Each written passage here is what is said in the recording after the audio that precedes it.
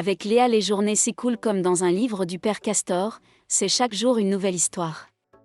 Dès son arrivée dans le château de Damary-Lélis, l'opticienne de 24 ans avait posé les cartes sur la table, elle serait Beyoncé ou rien. Il faut bien l'avouer, personne ne comprend vraiment le personnage.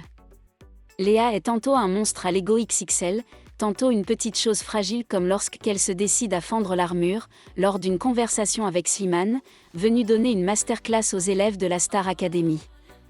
Mais la plupart du temps, la boucle d'or de cette promotion est sans filtre et sans gêne, et énerve les internautes. Elle ignore, ou feint d'ignorer, qui est Julien Clerc, ne connaît pas le sens du mot « tourner », elle se moque de ses camarades, sèche les cours de sport, bref elle se comporte comme si rien n'avait d'importance sinon sa petite personne. Si les internautes reconnaissent son talent et son charisme, son manque d'empathie et de bienveillance envers ses camarades, à l'exception de Tiana, les fait enrager. Lors du live, Léa a encore donné du grain à moudre à ceux qui ne peuvent plus la voir en peinture en plantant la Kev Adams venue donner une masterclass. Alors que ce dernier avait demandé aux élèves une visite du château et que les élèves se précipitaient pour l'accompagner, Léa a prétexté un coup de mou pour ne pas les accompagner.